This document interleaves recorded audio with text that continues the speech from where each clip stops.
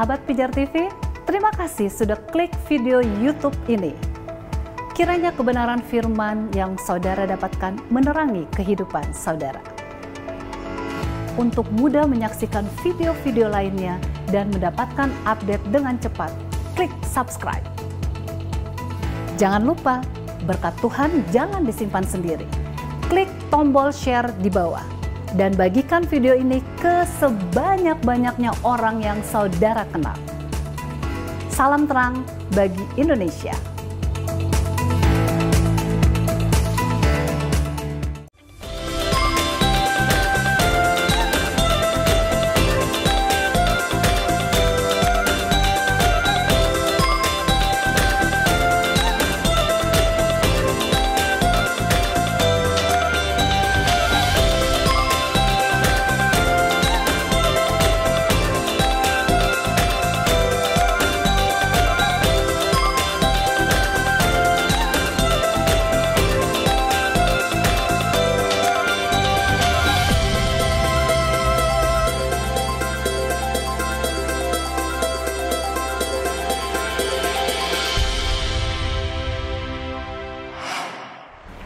Selamat datang di program Ku Tahu Yang Ku Percaya, sebuah program yang mengajak kita belajar lebih dalam mengenai makna kekristenan dan mengenal lebih dalam tentang Allah. Bersama Pendeta Ezra Alfred Soru, kali ini kita akan membahas secara mendalam segala hal tentang pneumatologi atau doktrin Roh Kudus. Bagaimana perbedaan pekerjaan Roh Kudus dengan orang yang percaya dan tidak percaya? Apakah Roh Kudus tetap bisa berkarya dalam memakai orang tidak percaya untuk melakukan kehendak Allah? Dan jika pada akhirnya yang tidak percaya menjadi percaya, apakah ini juga pekerjaan Roh Kudus? Dan bagaimana dengan orang percaya pada perjalanan kehidupannya? Jika Roh Kudus sudah ada dalam diri orang percaya, mengapa masih banyak orang Kristen yang menjalani kehidupan dengan tidak maksimal dan masih sering jatuh dalam dosa? Mari kita temukan lebih lanjut jawabannya dalam episode demi episode di program Ku Tahu Yang Ku Percaya, edisi pneumatologi. Bagi saudara yang ingin bertanya, ingin berdiskusi, dan ingin didoakan selama saudara menyaksikan program ini, saudara bisa menghubungi call center dan WhatsApp center kami di nomor telepon yang tertera di layar, dan tim respon kami senantiasa siap untuk melayani saudara. Selamat menyaksikan, Tuhan Yesus memberkati kita.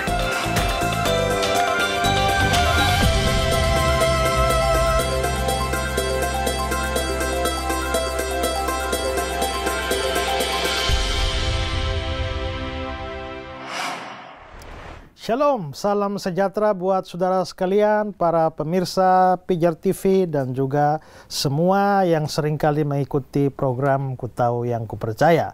Senang sekali hari ini saya, Pendeta Ezra Soru, bersama dengan rekan-rekan yang ada di sini dan seluruh tim Pijar TV boleh menjumpai Anda dalam program ini. Program Ku Tahu Yang Ku Percaya kali ini diproduksi dari kota Jakarta, dan semua yang ada di sini di dalam memproduksi program ini telah mengikuti protokol kesehatan sesuai standar yang berlaku. Dan kami bersyukur bahwa program ini boleh dihadirkan di hadapan Bapak Ibu Saudara-saudara semua karena pertolongan Tuhan, dan juga karena keterlibatan saudara-saudara semua yang berdoa bagi Pijar TV dan program ini, dan bahkan mengambil bagian dalam pembiayaan produksi program ini, sehingga akhirnya program ini bisa memberkati banyak orang. Kita sedang ada pada episode-episode yang membahas tentang Roh Kudus, pneumatologi, doktrin Roh Kudus. Dan dari session-session atau episode-episode sebelumnya ada banyak hal yang sudah saya bicarakan, dan kalau itu menimbulkan pertanyaan dalam pikiran saudara atau ada hal yang saudara belum mengerti tentang Roh Kudus, silakan saudara mengajukan pertanyaan-pertanyaan. Ada nomor-nomor yang disediakan di layar kaca Anda. Silakan Anda menghubunginya, mengajukan pertanyaan, dan tim Pijar TV akan dengan senang hati melayani dan menjawab pertanyaan saudara-saudara. Baik saudara yang terkasih dalam Tuhan Yesus, shalom semuanya. Shalom. Ya, kita ada pada pelajaran tentang doktrin Roh Kudus, dan dalam episode-episode sebelumnya kita sudah bahas banyak hal. Soal pribadi Roh Kudus, soal kealahan Roh Kudus, nama-nama, sebutan tentang Roh Kudus, simbol-simbol tentang Roh Kudus. Nah, hari ini kita akan masuk pada topik yang baru yang berkenaan dengan doktrin Roh Kudus ini, yaitu kita akan berbicara soal pekerjaan-pekerjaan Roh Kudus atau karya-karya Roh Kudus.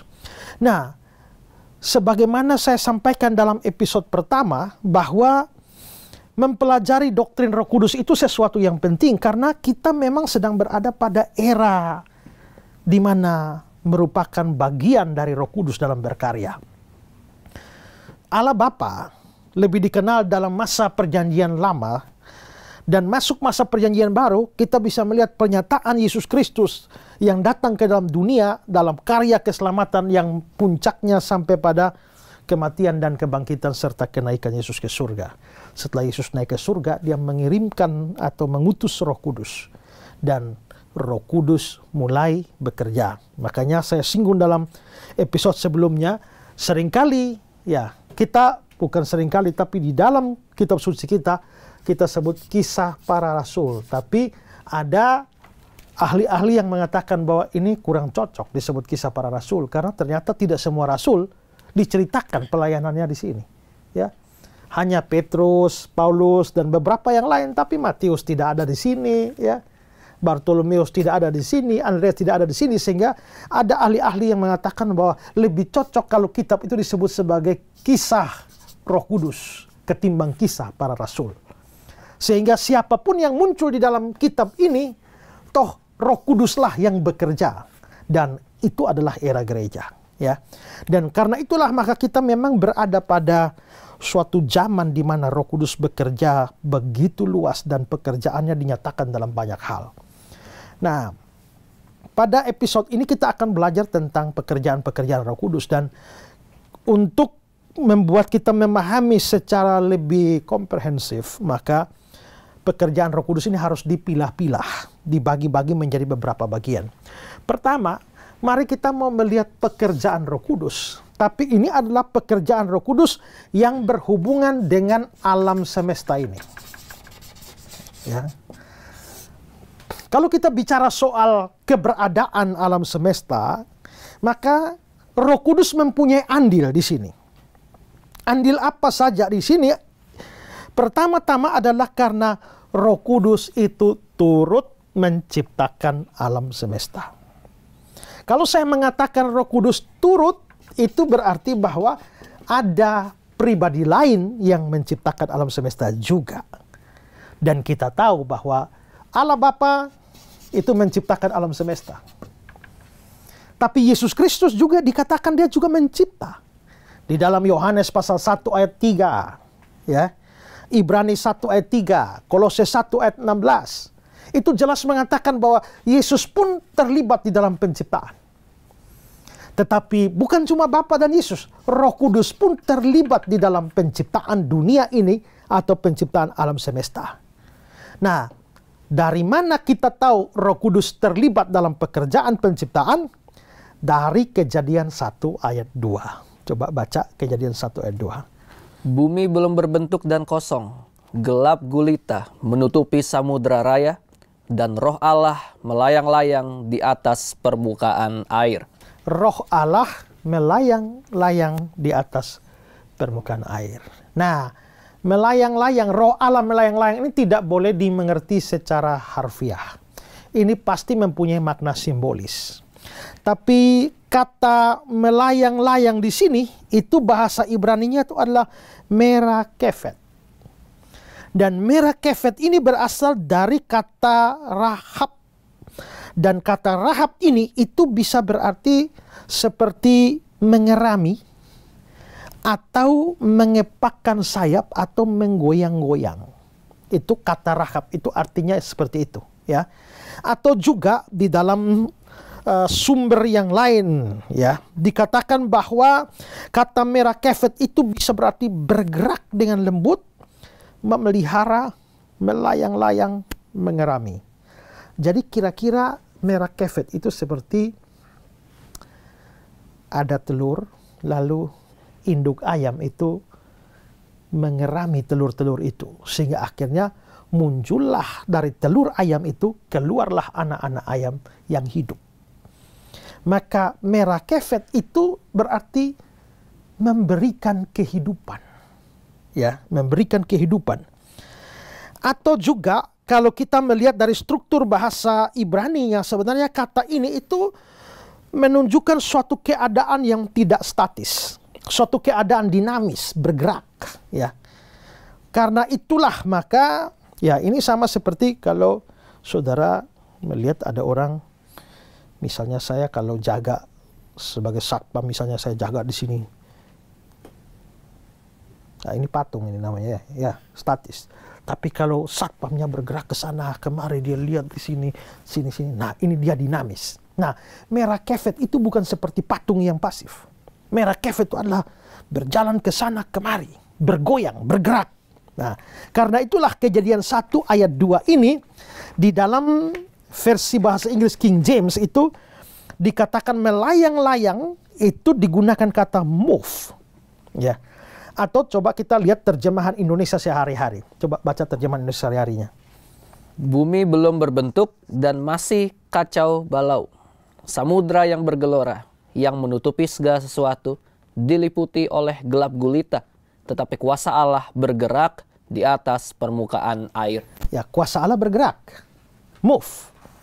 Tadi terjemahan baru bilang roh Allah melayang-layang. Tapi ini bilang bergerak. Ya. Di dalam terjemahan Alkitab yang lain, MILT, dia bilang, bumi dalam keadaan tak berbentuk dan kosong, kegelapan menutupi samudera raya dan roh Allah bergetar. Ya, jadi ini kayak, pokoknya merah kefet ini ada sebuah gerakan. Ya, bukan statis. Ya. Nah, kata ini juga digunakan di ayat yang lain. Merah kefet ini ya, digunakan di ayat yang lain dan itu kelihatannya menunjuk pada seekor burung yang bergerak di atas sarang di mana anak-anaknya ada. Ya, coba baca Ulangan 32 ayat 11. Laksana Raja Wali menggoyang bangkitkan isi sarangnya, melayang-layang. Ya, sabar ya. Melayang-layang itu kata Ibrani adalah rahab. Dari mana kata merah kefet berasal. Ya, jadi coba baca ulang semua. Laksana Raja Wali menggoyang bangkitkan isi sarangnya, melayang-layang di atas anak-anaknya, mengembangkan sayapnya, menampung seekor dan mendukungnya di atas kepaknya. Ya, berarti ini seperti tadi seperti ayam yang mengerami beri kehidupan, sekarang seperti burung yang di atas dan anak-anaknya itu bisa bernaung di sana. Ya, nah maka di sini terlihat bahwa ada sebuah gerakan yang aktif. Ya. Nah, kalau ini dikenakan pada Roh Kudus dalam Kejadian 1 ayat yang kedua ini, artinya adalah bahwa waktu penciptaan alam semesta terjadi, Roh Allah tidak diam. Waktu penciptaan alam semesta, Roh tidak pasif. Tapi Roh ini aktif. Dia bergerak, dia bertindak, dia move, melakukan gerakan, dan dengan kata lain, dia bekerja. Bekerja untuk apa? Ya, yang tadi seperti induk ayam memberikan kehidupan pada telur-telur itu. Roh Kudus aktif bergerak di dalam penciptaan untuk memberikan hidup kepada ciptaan. Ya. Nah, karena itulah maka Roh Allah mendatangkan kehidupan. Dunia, kondisi dunia yang waktu itu masih kacau balau. Ibraninya tohu wabohu, masih kacau balau, itu dikerjakan oleh Roh Kudus menjadi sesuatu yang hidup dan sesuatu yang teratur. Coba kita lihat komentar dari Matthew Paul. Di atas permukaan air, yaitu di atas air, untuk dierami, dipercepat, dan ditetaskan, untuk menghasilkan hal-hal yang telah disebutkan. Ini adalah metafora dari burung yang melayang dan berterbangan di atas sarangnya dan duduk di atas telur dan anak-anaknya untuk mengerami, menghangatkan, dan menghidupkan mereka. Mengerami, menghangatkan, dan menghidupkan mereka. maka ini karya Roh Kudus yang memberi kehidupan kepada semesta yang diciptakan. Ya, satu komentar lagi dari Yohanes Bambang. Ungkapan yang mengatakan bahwa Roh Allah melayang-layang dalam bahasa aslinya adalah merakefet, artinya mengerami. Dengan demikian, Roh Kudus di sini diidentikan bagaikan induk ayam yang mengerami telur-telurnya agar supaya telur tersebut menetas dan hidup. Kalau demikian pengertiannya, maka jelas bahwa fungsi daripada Roh Kudus di sini adalah untuk memberi hidup dari apa yang diciptakan oleh Allah melalui firman-Nya. Ya, dari dua komentar ini dan ayat-ayat yang sudah saya jelaskan, maka Roh Kudus terlibat aktif dalam menciptakan dunia ini. Dan ini sekaligus membuktikan Roh Kudus adalah Allah, kan? Karena kalau Roh Kudus bukan Allah, bagaimana dia bisa mencipta alam semesta, memberi kehidupan kepada ciptaan?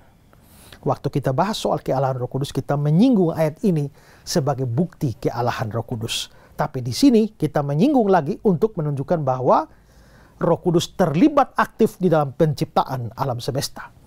Bukan hanya Kejadian 1 ayat 2 yang menyatakan bahwa Roh Kudus itu terlibat dalam penciptaan. Masih ada ayat yang lain, misalnya Ayub pasal 26 ayat yang ke-13. Ayub pasal 26 ayat ke-13, oleh nafasnya langit menjadi cerah, tangannya menembus ular yang tangkas. Oleh nafasnya langit menjadi cerah. Saya sudah jelaskan dalam episode sebelumnya bahwa kata Ibrani ruah, ya, itu memang bisa berarti roh, bisa berarti angin, bisa berarti nafas. Jadi ketika Alkitab Indonesia menyebut kata nafas, itu juga kata yang sama, bahasa Ibrani-nya ruah. Sehingga ayat itu berkata, oleh ruahnya, oleh rohnya, langit menjadi cerah. Maka langit menjadi cerah karena pekerjaan rohnya, pekerjaan Roh Kudus. Karena itulah maka dalam versi bahasa Inggris dikatakan by His Spirit, oleh nafasnya, tapi Inggris by His Spirit. Atau Alkitab versi Borneo bilang oleh rohnya langit menjadi cerah. Ya, maka langit yang ada dan menjadi cerah itu pekerjaan Roh Kudus. Ayub 33 ayat 4. Roh Allah telah membuat aku, dan nafas yang maha kuasa membuat aku hidup. Roh Allah membuat aku. Roh Allah menciptakan aku. Jadi aku ini adalah ciptaan Roh Allah. Roh bukan hanya mencipta alam semesta, bukan hanya menciptakan langit, tapi bahkan menciptakan kita manusia. Ya. Mazmur 104 ayat 30. Mazmur 104 ayat ke-30. Apabila engkau mengirim rohmu, mereka tercipta, dan engkau membaharui muka bumi. Apabila engkau mengirimkan rohmu, waktu saya pernah jelaskan ayat ini, orang bilang, Pak, ini kan kalau Roh Kudus mestinya R besar dong. Ini kan R-nya kecil. Ya, dalam bahasa asli itu tidak kenal huruf besar, huruf kecil. Ya, semua kecil aja. Ya. Nah, jadi tetap apabila engkau mengirimkan rohmu, roh Allah, Roh Kudus, mereka tercipta. Nah, ini konteksnya bicara soal ciptaan-ciptaan yang lain, binatang-binatang. Begitu Tuhan kirim rohnya, tercipta. Itu berarti bahwa Roh Kudus menciptakan alam semesta, Roh Kudus menciptakan langit, Roh Kudus menciptakan manusia, Roh Kudus menciptakan binatang-binatang. Maka memang kita harus melihat dari terang kitab suci bahwa memang penciptaan dunia ini itu ada Roh Kudus terlibat aktif di dalamnya. Makanya Charles Ryrie bilang, Roh Kudus berperan serta dalam penciptaan bumi. Roh Kudus bekerja dalam penciptaan segala jenis hewan dan dalam penciptaan manusia. Dengan demikian ruang lingkup aktivitasnya mencakup seluruh segi dasar dalam penciptaan. Sehingga boleh dikatakan bahwa tidak ada hal yang tidak diciptakan oleh Roh Kudus. Sama seperti Bapa mencipta, Anak mencipta, Roh Kudus juga mencipta. Maka sebenarnya yang menarik dari Allah Tritunggal itu adalah kerjasamanya. Ya, waktu mencipta, tiga-tiganya bekerja.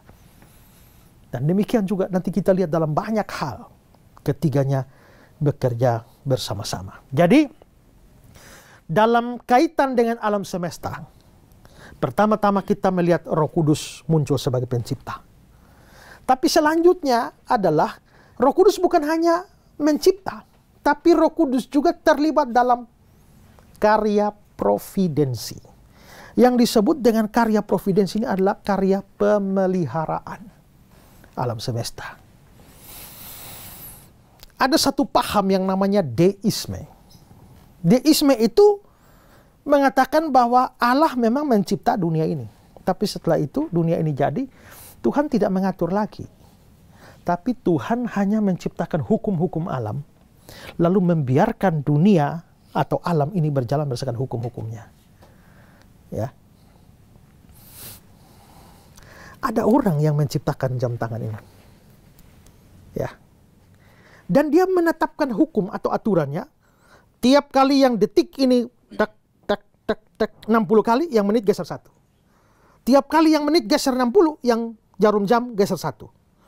Maka orang itu menciptakan jam ini. Tapi begitu jam ini sudah saya beli dan pasang di tangan saya, pencipta jam itu tidak ada urusan lagi dengan jam di tangan saya. Tapi jam ini terus berjalan. Berjalan oleh apa? Bukan oleh penciptanya, tapi oleh hukum yang ditetapkan atau sudah dibuat. Nah, deisme mengatakan begitu, bahwa Tuhan cipta alam semesta, lalu semua sudah ada hukum alamnya, dan semua jalan berdasarkan hukum alam. Sehingga apa yang terjadi di alam, itu bukan urusan Tuhan. Makanya kalau ada tsunami, itu memang hukum alam. Ada badai, itu hukum alam. Ada banjir, itu hukum alam. Bukan Tuhan yang kirim tsunami datang. Bukan Tuhan yang membuat angin datang. Bukan Tuhan yang menurunkan hujan. Itu semua hukum alam. Nah, itu deisme. Tapi kekristenan tidak percaya demikian, dan itu bukan ajaran kitab suci. Kitab suci berkata bahwa setelah Tuhan menciptakan seluruh dunia ini tetap bergantung keberadaannya. Allah mengadakan alam. Tapi jadi alam bergantung atau berhutang pada Allah untuk keberadaannya. Tapi alam bergantung juga atau berhutang juga pada Allah untuk kelanjutan keberadaannya. Jadi Tuhan Allah ciptakan, ya ada. Tapi kalau Tuhan tarik tangan, kamu langsung tidak ada. Ya. Maka itu namanya providensi, ya, providensi. Nah, maka Allah Bapa mencipta alam semesta dan dia tetap memelihara. Allah kuasa, gimana lagu itu? Melakukan segala perkara. Allahku maha kuasa. Terus dia ciptakan seisi dunia, atur segala masa. Allahku maha kuasa. Dia cipta seisi dunia, atur segala masa. Ya, itu Bapa. Yesus Kristus mencipta alam semesta, tapi juga menopang. Maka di Ibrani pasal 1 ayat yang ketiga dibilang, dia menopang segala sesuatu dengan firman-Nya yang penuh kekuasaan. Itu Yesus. Lalu bagaimana dengan Roh Kudus? Sama. Roh Kudus turut mencipta, tapi juga turut di dalam karya providensi, yaitu karya penopangan dan pemeliharaan alam semesta. Mazmur 104 ayat 30. Mazmur pasal 104 ayat ke-30. Apabila engkau mengirim rohmu, mereka tercipta, dan engkau membaharui muka bumi. Roh, mengirim rohmu, mereka tercipta. Binatang-binatang tercipta. Ini penciptaan. Tapi selanjutnya kalimat terakhir bilang, dan engkau membaharui muka bumi. Engkau membaharui. Oleh roh itu tercipta, oleh roh itu juga terjadilah pembaharuan terhadap muka bumi. Nah, kata-kata rohmu dalam ayat ini itu Roh Kudus. Terjemahan lama bilang, jikalau engkau menyuruhkan rohmu. Nah, lalu dikatakan membaharui muka bumi. Apa sih artinya membaharui muka bumi? Ya, coba lihat komentar dari Henry. Demikianlah muka bumi diperbarui dari hari ke hari oleh sinar matahari yang memperindahnya dan menjadikannya baru setiap pagi. Dari tahun ke tahun oleh hasil-hasilnya yang memperkayanya dan menjadikannya baru setiap musim semi. Dan menampilkan wajahnya yang agak berbeda dari penampilannya sepanjang musim dingin. Dunia begitu penuh dengan makhluk seolah-olah tidak ada yang mati, sebab tempat yang ditinggalkan oleh mereka yang mati diisi oleh mereka yang muncul. Jadi bumi selalu diperbarui. Ada pohon yang satu mati, muncul pohon yang lain, ya. Ada monyet yang satu mati, tumbuh lagi. Bayangkan kira-kira berapa banyak ikan di laut yang habis setiap hari, ya kan? Yang diambil oleh manusia seluruh dunia. Tapi ternyata ikan dari zaman dulu orang makan sampai hari ini juga gak habis-habis kan? Ya. Ya kalau ikan sih ya banyak lah ya. Tapi ya hampir seluruh dunia tuh makan babi itu ya. Ya. Hampir di mana-mana ada budaya makan babi itu ada. Tapi anehnya babi nggak habis-habis ya. Betul ya. Nah kenapa? Karena satu mati Tuhan bangkitkan yang lain. Begitu juga manusia. Hari ini kita ada, besok kita jadi almarhum. Tapi Tuhan bangkitkan lagi, muncul lagi, muncul lagi. Maka maksudnya engkau membaharui muka bumi itu artinya begitu. Bahwa kehidupan selalu berlanjut, terus berlanjut. Ya. Baca juga komentar dari Albert Barnes. Dan engkau memperbaharui muka bumi. Bumi tidak dibiarkan menjadi tandus. Meskipun satu generasi berlalu, namun generasi yang baru dibuat di tempatnya. Dan bumi terus-menerus tampil segar dan baru. Ya, satu generasi lewat, generasi baru datang. Generasi lewat, generasi baru datang. Terus. Sehingga akhirnya bumi berlanjut. Kalau satu generasi lewat lalu selesai, Tuhan tidak ikut campur tangan, maka bumi menjadi tandus. Pohon-pohon selesai, binatang-binatang selesai, manusia-manusia selesai, maka tanduslah bumi. Ya. Tapi ternyata tidak begitu kan? Maka engkau membaharui muka bumi, maka di sini kita bisa lihat jikalau memperbaharui muka bumi diarahkan kepada pekerjaan Roh Kudus, maka jelas Roh Kudus terlibat dalam karya providensi, karya pemeliharaan. Seperti kata Donald Guthrie, terdapat alasan yang kuat untuk mengatakan bahwa dalam perjanjian lama, pekerjaan Allah dalam dunia benda-benda dan manusia sering berlangsung melalui perantaraan Roh Allah. Jadi Roh Allah bekerja. Wow, kita mesti bersyukur ya kepada Roh Kudus bahwa beliau juga terlibat di dalam pemeliharaan. Sehingga kita bisa ada sampai sekarang. Dan nanti ketika kita tidak ada, masih ada yang menggantikan kita. Bukan hanya dunia manusia, dunia binatang, dunia tumbuh-tumbuhan, semua terjadi karena pekerjaan Roh Kudus. Jadi kalau di rumah tanam pohon, lalu pohonnya mati, muncul tunas baru, itu harus bersyukur karena pekerjaan Roh Kudus, ya kan? Engkau membaharui muka bumi. Ya. Jadi kalau kita bicara soal alam semesta, Roh Kudus kerjanya dua. Pertama, mencipta, dan yang kedua, memelihara atau memperbaharui muka bumi. Ya, jelas ya? Oke. Sekarang kita mau lihat pekerjaan Roh Kudus dalam hubungan dengan yang lain. Pertama, di dalam hubungan dengan alam semesta. Sekarang pekerjaan Roh Kudus dalam hubungan dengan kitab suci atau dengan Alkitab. Ya. Ada hubungannya. Dan dalam kaitan dengan kitab suci ini, pekerjaan Roh Kudus jauh lebih luas ketimbang sekedar pekerjaan alam semesta ini. Ya. Nah, apa sih pekerjaan Roh Kudus dalam hubungan dengan Alkitab, kitab suci? Pertama-tama adalah bahwa Roh Kuduslah yang mengilhami para penulis kitab suci. Kalau saudara ikut episode Ku Tahu Yang Ku Percaya awal-awal ya, itu kita sempat membahas doktrin Alkitab. Dan di sana sudah saya jelaskan tentang konsep pengilhaman. Jadi berbeda dengan kitab suci agama lain yang ditulis oleh satu orang pada satu zaman. Tapi Alkitab kita ini beda. Kira-kira 40 orang yang menulis Alkitab ini. 40 orang menulis kitab ini. Kitab-kitab paling tua dianggap kira-kira dari 1500 sebelum Masehi. Misalnya kitab-kitab Musa. 1500 sebelum Masehi artinya 1500 tahun sebelum Tuhan Yesus lahir. Dan kitab-kitab terakhir perjanjian baru itu surat-surat Yohanes, kitab Wahyu, Injil Yohanes itu ada di sekitar tahun 90-an. Masih hampir tahun 100, dibulatkan 100. Jadi kalau 1500 tambah 100 itu 1600 tahun. Ya. 1600 tahun berarti seluruh Alkitab kita itu ditulis 1600 tahun. Oleh kurang lebih 40 orang. Kalau 1600 tahun ini kita bagi jadi generasi, katakanlah generasi. Saya satu generasi, anak saya generasi kedua, cucu saya generasi ketiga, cicit saya generasi keempat. Maka 1500 atau 1600 tahun ini kira-kira 40 generasi.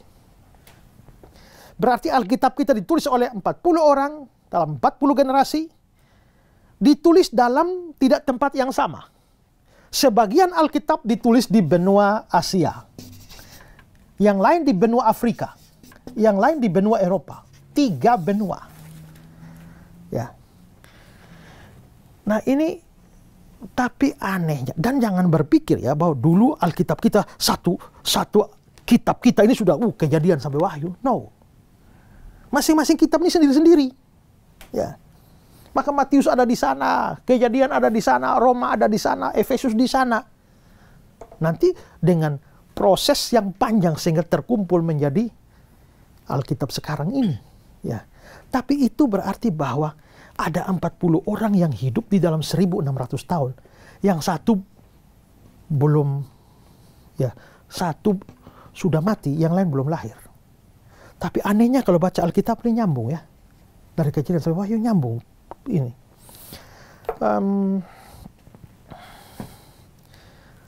2, 3, 4, 5. Saudara 5 orang. Kalau saya kasih tugas sekarang masing-masing ambil kertas dan tulislah apa yang ada di pikiranmu. Gak usah nanya-nanya ya. Gak usah sepakat, tulislah. Lalu masing-masing tulis. Begitu tulis langsung saya kumpul. Kumpul. Gak usah periksa lagi. Masuk ke percetakan dan diterbitkan, jual di Gramedia. Jadi buku. Buku pertama, bab 1. Liga Champion. Bab 2, cara bikin telur bumbu Bali. Bab ketiga, cara make up. Bab yang keempat, teknik berenang. Bab yang kelima, bagaimana cara menyanyi yang baik.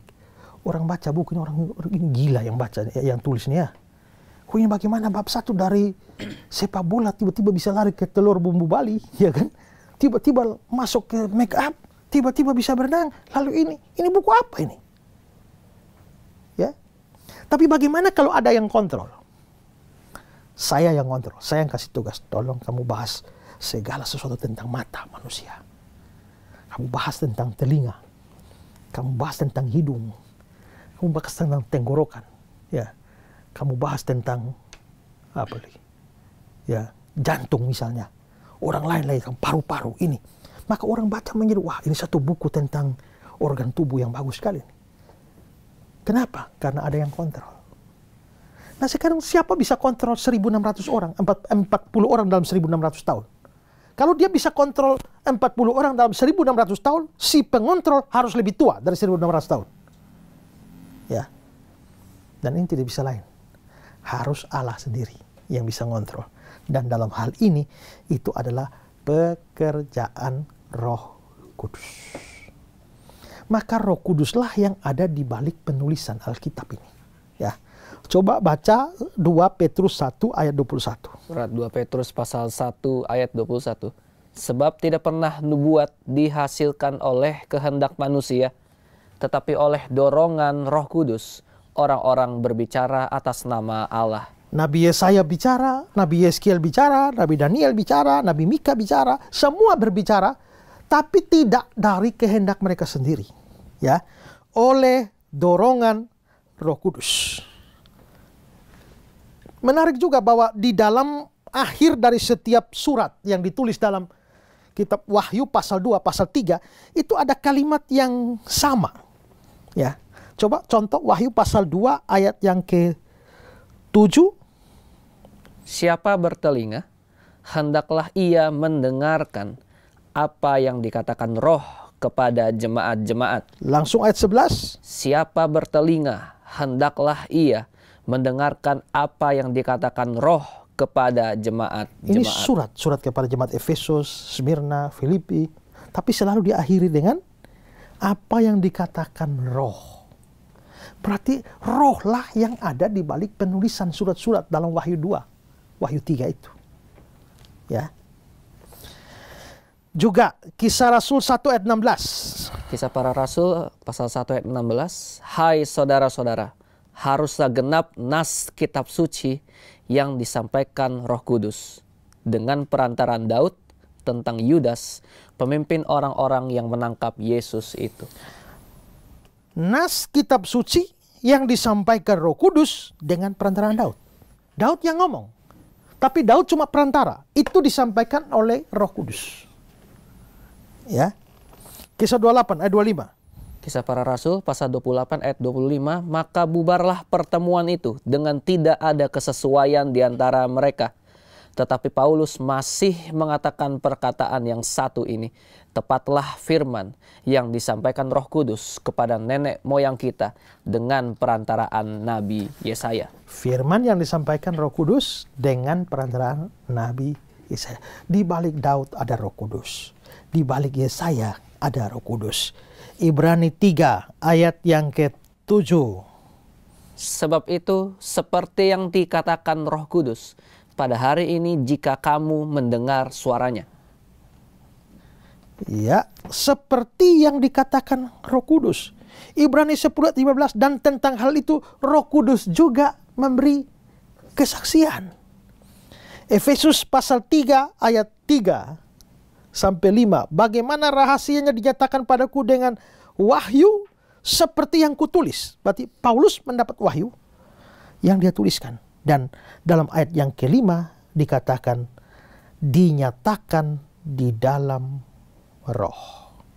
Maka sebenarnya semua yang menulis Alkitab, mau Matius, Markus, Lukas, Yohanes, terus bahkan ya sampai dengan surat-surat semuanya, ya Paulus juga berkata dalam 2 Timotius 3:16, segala tulisan yang diilhamkan, ya diilhamkan itu adalah dinafaskan oleh Allah, dalam hal inilah Roh Kudus. Maka Roh Kuduslah yang melahirkan kitab suci. Roh Kudus yang melahirkan Alkitab. Maka yang ada, yang di tangan kita sekalian ini adalah pengarang utamanya adalah Roh Kudus. Manusia itu hanya dipakai, bukan didikte ya. Ya. Roh memberikan inspirasi. Jadi kalau dikte itu lain, kitab suci agama lain, itu Allah tinggal dikte saja lalu ditulis. Kita enggak. Inspirasi kita tidak seperti itu. Mereka tetap pergunakan akal budi pikiran. Makanya bahkan dalam Injil Lukas juga, Lukas itu mengadakan penelitian, mencari, mewawancara orang, tapi dibalik semua Roh Kudus. Maka di sini Roh Kudus bekerja untuk terciptanya firman Allah atau Alkitab ini. Ya. Nah, setelah Roh Kudus itu menginspirasi para penulis Alkitab sehingga Alkitab sudah ada sekarang kan. Tapi coba pikir, Roh Kudus pakai Paulus sehingga sudah tulis Alkitab, banyak kitab. Pakai Musa, pakai Yeskiel, Daniel, Nahum, dan lain sebagainya. Dan sekarang ada Alkitab ada di depanmu. Tapi ini buku karya Roh Kudus kan? Tapi waktu kamu baca, kamu tidak bisa mengerti. Nah, bagaimana caranya? Maka pekerjaan Roh Kudus yang kedua adalah Roh Kudus harus mencerahkan pikiranmu dan hatimu sehingga waktu kamu baca Alkitab ini, kamu jadi mengerti. Maka di sini pekerjaan Roh Kudus yang kedua dalam hubungan dengan Roh Kudus dengan Alkitab atau kitab suci adalah Roh Kudus menerangi pikiran manusia. Inilah yang disebut sebagai iluminasi. Kalau tadi Roh Kudus terlibat dalam penulisan Alkitab, itu namanya inspirasi. Kalau Roh Kudus membuat kita mengerti, namanya iluminasi. Ya, harus beda. Maka inspirasi hanya berurusan dengan para penulis Alkitab. Kita nggak ada urusan dengan inspirasi. Makanya kalau baca Alkitab jangan bilang, Tuhan tolonglah berikan inspirasimu. Nggak bisa. Inspirasi itu urusan dengan para penulis. Yang harus kita minta adalah minta iluminasi, penerangan. Supaya mengerti. Dan inilah pekerjaan Roh Kudus. Membuat kita, pikiran kita terang. Sampai baca Alkitab mengerti. Efesus 1 ayat yang ke-17. Dan meminta kepada Allah Tuhan kita Yesus Kristus, yaitu Bapa yang mulia itu, supaya Ia memberikan kepadamu roh hikmat dan wahyu. Sabar. Roh hikmat dan wahyu. Ingat episode sebelumnya kita sudah bahas bahwa salah satu sebutan Roh Kudus adalah roh hikmat dan wahyu. Sehingga kalau disebut situ roh hikmat dan wahyu itu pasti Roh Kudus. Terus? Untuk mengenal Dia dengan benar. Untuk mengenal Dia dengan benar. Berarti Roh Kuduslah yang membuat kita mengenal Allah dengan benar. Di mana? Di Alkitab. Ya. Jadi kita ngerti Alkitab itu karena kerjanya Roh Kudus. Ya. Bandingkan dengan Yesaya 11 ayat 2. Yesaya pasal 11 ayat kedua. Roh Tuhan akan ada padanya. Roh hikmat dan pengertian, roh nasihat dan keperkasaan, roh pengenalan dan takut akan Tuhan. Ya, jadi ini nubuat tentang Mesias. Roh Tuhan ada padanya, maka akan menghasilkan hikmat, pengertian, dan pengenalan. Sama dengan Efesus 1 ayat 17. Ya, jadi Roh Kudus, bahkan di dalam ajaran Yesus tentang Roh Kudus, dikatakan di Yohanes 16 itu adalah bahwa Dia akan memuliakan aku dan Dia akan memberitakan kepadamu apa yang diterimanya daripadaku. Semua yang Yesus telah ajarkan, itu Roh Kudus mengingatkan kita, ya, dan memberitakan kepada kita apa yang Yesus katakan, ya. Karena itulah maka nanti ketika Paulus, rasul-rasul menulis kitab-kitab itu, mereka bukan menulis dari pikiran mereka sendiri. Memang pakai pikiran, tapi pikiran yang telah dicerahkan dan dikuasai, diinspirasikan oleh Roh Kudus. 1 Korintus 2 ayat 13. Dan karena kami menafsirkan hal-hal rohani kepada mereka yang mempunyai roh, kami berkata-kata tentang karunia-karunia Allah dengan perkataan yang bukan diajarkan kepada kami oleh hikmat manusia, tetapi oleh roh. Oleh roh, ya. Jadi roh yang mengarang atau menulis kitab suci, roh jugalah yang menerangkan kitab suci itu. Seorang penulis namanya John Wesley Brill, dia bilang begini, tanpa pertolongan Roh Kudus, kita tidak bisa mengerti hal tentang Allah. Roh Kudus juga menjelaskan dan menemplak hati kita melalui pelajaran Alkitab. Oleh sebab itu kita mendapat berkat rohani dan bertambah-tambah secara rohani oleh sebab firman Allah.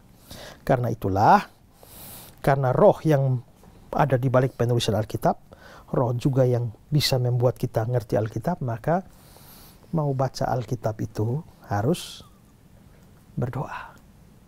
Mau belajar Alkitab harus berdoa. Supaya roh menyingkapkan kebenaran-kebenaran itu kepada kita. Ya. Dialah yang menuliskan. Maka dia jugalah yang lebih tahu apa artinya. Ya. Nah, karena Roh Kudus mengilhami penulisan kitab suci, dia memberikan iluminasi sehingga kita menjadi terang dan mengerti, maka seorang yang namanya John Frame, dia bilang sebenarnya Roh Kudus kan tiap minggu kita ke gereja kan belajar Alkitab kan. Sekarang juga belajar Alkitab kan. Saudara nonton program Ku Tahu Yang Ku Percaya juga belajar Alkitab kan. Tapi Alkitab itu dibuat karena Roh Kudus, di balik itu Roh Kudus yang bikin ngerti. Maka John Frame mengatakan bahwa sebenarnya Roh Kudus itulah guru besar gereja. Ya, jadi kalau gereja mempunyai guru besar atau profesor, itu adalah Roh Kudus. Coba baca kata-kata Frame. Roh adalah guru besar gereja. Para penulis kitab suci kedua perjanjian diilhami oleh Roh Kudus untuk menulis kebenaran Allah. Para nabi dan rasul berbicara tentang kebenaran Allah karena Roh turun ke atas mereka dan memampukan mereka untuk melakukannya. Dan Roh datang tidak hanya ke atas pembicara dan penulis, tetapi juga ke atas pendengar dan pembaca. Roh menerangi kita, memampukan kita untuk memahami kitab suci dan meyakinkan kita bahwa firman itu benar. Jadi Roh Kudus adalah guru besar gereja. Kamu tidak bisa mengerti firman tanpa Roh Kudus. Maka bergantunglah kepada Roh Kudus, apalagi kalau saudara adalah seorang pengajar firman. Saudara adalah pengkhotbah, ya. Saudara adalah guru sekolah minggu. Saudara adalah seorang guru Injil. Maka saudara betul-betul membutuhkan Roh Kudus dalam membuat saudara mengerti firman Tuhan.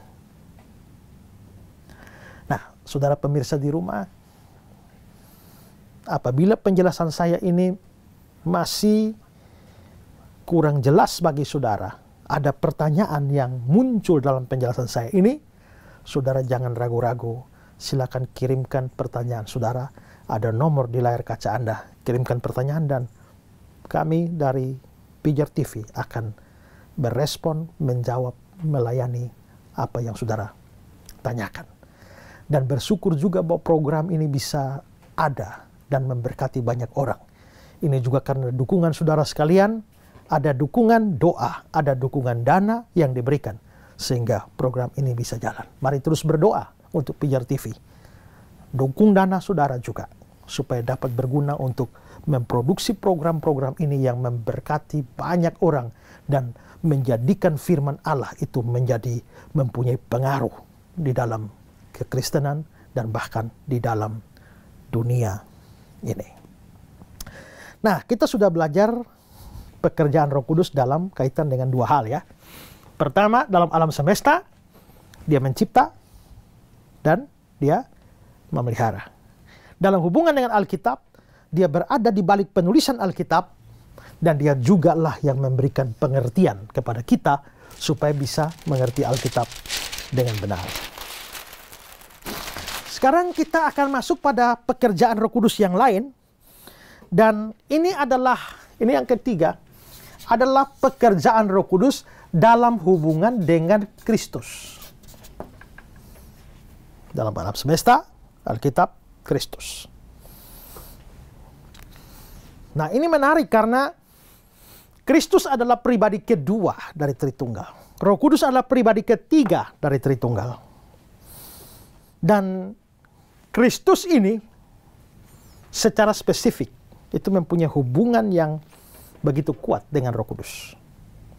Atau dengan kata lain, Roh Kudus terlibat secara aktif dalam peristiwa-peristiwa Kristus. Nah, dalam hal apa saja Roh Kudus terlibat dalam urusan dengan Kristus? Pertama-tama dalam masa inkarnasi. Ya. Inkarnasi itu penjelmaan. Kristus adalah Allah. Dia jelma jadi manusia waktu Natal itu. Itu namanya inkarnasi. Ingat ya, inkarnasi bukan reinkarnasi. Jangan salah ngomong ya. Kalau reinkarnasi itu bukan konsep Kristen. Itu konsep agama lain tentang lahir kembali. Ya. Hari ini kamu hidup, besok mati, nanti lahir ulang lagi. Ya. Mati lagi, lahir ulang lagi. Jadi kamu yang ada sekarang ini sebenarnya sudah ada dulu. Ya. Tergantung karma. Tadi malam baru saya nonton satu film. Ada polisi mengejar penjahat. Lalu polisinya tembak penjahatnya, meleset, kena anjing. Dan anjingnya mati. Tapi rupanya ada orang yang mampu melihat kehidupan masa lalu. Begitu dia lihat anjing ini mati dan dia dekati, dia menjadi tahu bahwa anjing ini sebenarnya dalam kehidupan sebelumnya adalah seorang anak kecil yang suka menyiksa anjing. Akhirnya dia hidup kembali dalam bentuk anjing. Sedangkan polisi yang menembak itu, ternyata dia itu adalah seorang algojo dalam kerajaan Roma yang biasa penggal kepala orang. Nah itu kira-kira inkarnasi, konsepnya begitu, ya. Tapi kita nggak percaya inkarnasi, ya. Ibrani 9 ayat 27 bilang manusia ditetapkan untuk mati hanya satu kali saja. Jadi kalau mati satu kali saja, habis itu dihakimi. Kalau inkarnasi ada kan kita nggak mati satu kali, mati berulang-ulang, dan hidup ini siklus. Pernah ada game di Facebook itu ya, yang bilang cari tahu di kehidupan sebelumnya Anda sebagai apa. Ya, jadi saya juga iseng-iseng juga, masukkan dia puter, tiba-tiba muncul bahwa, hei Esra, dalam kehidupan sebelumnya kamu adalah seorang prajurit Romawi. Berarti saya prajurit Romawi dulu nih, nyasar sekarang jadi pendeta. Nah itu reinkarnasi, kita nggak percaya itu. Inkarnasi, in itu artinya ke dalam, masuk ke dalam. Karo atau karnis itu artinya daging, jadi inkarnasi itu artinya masuk ke dalam daging. Allah itu roh, tidak berdaging, tidak bertubuh, tapi dia masuk ke dalam daging, artinya jadi manusia. Nah, pada waktu Allah atau pribadi kedua Tritunggal ini menjadi manusia, muncul di dalam rahim Maria dan lahir sebagai manusia Yesus Kristus. Di sini Roh Kudus kerja. Apa kerjanya Roh Kudus di sini? Coba Matius 1 ayat 18 ayat 20. Injil Matius pasal 1 ayat 18. Kelahiran Yesus Kristus adalah seperti berikut. Pada waktu Maria, ibunya, bertunangan dengan Yusuf, ternyata ia mengandung dari Roh Kudus sebelum mereka hidup sebagai suami istri. Oke, mengandung dari Roh Kudus. Oke. Ayat 20. Tetapi ketika ia mempertimbangkan maksud itu, malaikat Tuhan nampak kepadanya dalam mimpi dan berkata, Yusuf anak Daud, janganlah engkau takut mengambil Maria sebagai istrimu, sebab anak yang di dalam kandungannya adalah dari Roh Kudus. Dari Roh Kudus. Ya, coba satu ayat lagi, Lukas 1:35. Injil Lukas pasal 1 ayat 35. Jawab malaikat itu kepadanya, Roh Kudus akan turun ke atasmu, dan kuasa Allah yang maha tinggi akan menaungi engkau. Sebab itu anak yang akan kau lahirkan itu akan disebut kudus, anak Allah. Maria bisa hamil tanpa hubungan dengan Yusuf atau dengan laki-laki manapun, ya. Karena itu jangan percaya juga dengan ajaran gila yang mengatakan bahwa Yesus itu sebenarnya adalah anak haram dari seorang prajurit Romawi yang namanya Pantera. Itu ada ajaran begitu, ya. Itu dari satu kelompok yang namanya Jesus Seminar. Jesus Seminar itu kumpulan beberapa pakar yang membedakan antara Jesus history dan Christ faith. Jesus history artinya Yesus yang hidup dalam sejarah. Christ faith itu adalah Kristus yang diimani. Nah, Christ faith itu belum tentu adalah Jesus yang historis.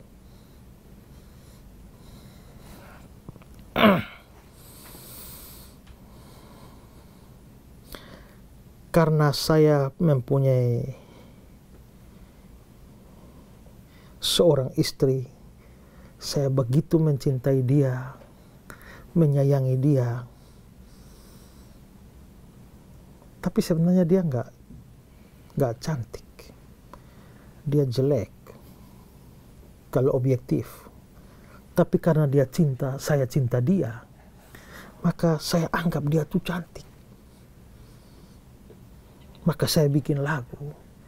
Biarpun Madonna cantik, Marilyn Monroe juga cantik, tetapi bagiku lebih cantik Nyai. Nah gitu kan. Madonna boleh cantik, Marilyn Monroe bagiku Nyai lebih cantik. Itu namanya Nyai faith. Nyai dalam iman saya. Bukan Nyai historis. Karena kalau Nyai historis, gak bisa dibandingkan dengan Marilyn Monroe. Jangan dibandingkan dengan Madonna. Ojo dibandingke karo Madonna dan Marilyn Monroe. Gak bisa. Karena jauh levelnya. Maka Nyai historis itu jelek. Tapi Nyai faith, Nyai menurut iman saya, mau jelek bagaimana, saya anggap dia cantik. Nah, Jesus history dengan Christ faith itu bisa beda. Maka Yesus yang diimani gereja sekarang, dia juru selamat, dia Tuhan, dia mati, dia bangkit. Itu Christ faith. Tapi belum tentu Yesus yang hidup dalam sejarah begitu. Maka mereka mulai satu proyek namanya menggali ulang Yesus sejarah. Maka cari tahu Yesus sejarah itu seperti apa. Maka muncullah pikiran yang liar bahwa Yesus itu pernah kawin dengan Maria Magdalena. Nah, itu lalu akhirnya memicu munculnya Injil Yudas itu deh, ya. Yesus itu bukan hanya kawin, tapi poligami. Bukan poligami. Yesus pernah kawin, lalu cerai, lalu kawin lagi. Lalu juga yang lain adalah bahwa Yesus itu mati, tapi tidak pernah bangkit. Dan dia mati, dan mayatnya dimakan anjing. Itu hasil penelitian mereka. Dan salah satu yang lain adalah bahwa Yesus itu sebenarnya adalah anak haram dari seorang prajurit Romawi yang namanya Pantera. Maria mempunyai hubungan gelap dengan Pantera. Nah, itu model begitu. Tapi abaikanlah orang-orang sesat seperti itu. Kitab suci berkata Maria mengandung secara ajaib. Dan siapakah di balik keajaiban itu? Roh Kudus. Ini bukan berarti Roh Kudus kawin dengan Maria. Bukan ya. Dalam proses biologis kita tahu bahwa terjadi pertemuan sperma dan sel telur lalu menghasilkan janin. Jadi tapi jangan berpikir bahwa berarti sel telur Maria bertemu dengan spermanya Roh Kudus. Nggak boleh begitu. Ini hanyalah ayat-ayat ini hanyalah mengatakan bahwa Roh Kudus itu maha kuasa sehingga ya tanpa pertemuan sperma dan sel telur itu ternyata bisa terjadi kehamilan. Makanya Maria bilang, bagaimana hal itu bisa terjadi sedangkan aku belum bersuami? Lalu malaikat itu bilang apa? Roh Kudus akan turun ke atasmu. Kuasa Allah yang maha tinggi akan menaungi engkau. Berarti ini mujizat Roh Kudus.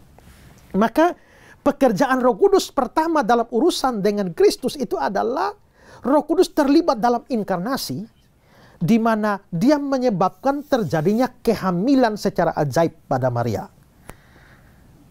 Dan pada akhirnya, bayi Yesus, janin Yesus ada di dalam rahim Maria. Nah, setelah itu kan, Yesus sudah dilahirkan. Yesus sudah lahir, Yesus tinggal dengan Yusuf dan Maria di Nazaret. Lama sekali. Sampai umur 30 tahun. Setelah Yesus umur 30 tahun, dia keluar dari Nazaret dan minta dibaptis oleh Yohanes Pembaptis karena mau melayani. Kenapa Yesus baru keluar umur 30 tahun? Kenapa tidak keluar umur 15? Melayani aja dari umur 15 atau 20. Karena imam dalam perjanjian lama itu baru mulai tugas umur 30. Maka Yesus mencocokkan dirinya dalam tugas keimamannya. Nah, pada waktu Yesus mulai pelayanan, waktu imam mulai pelayanan umur 30, imamnya harus diurapi dengan minyak yang adalah simbol Roh Kudus. Maka Yesus waktu mau melayani, dia juga perlu diurapi. Dengan apa? Roh Kudus.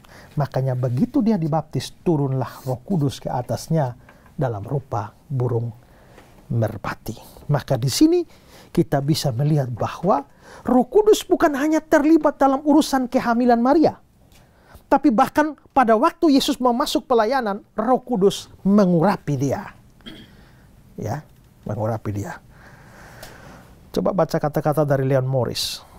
Jelaslah bahwa baptisan bersama dengan turunnya roh dan suara dari surga menandai permulaan pelayanan Yesus dan sungguh penting bahwa roh dikaitkan dengan permulaan ini.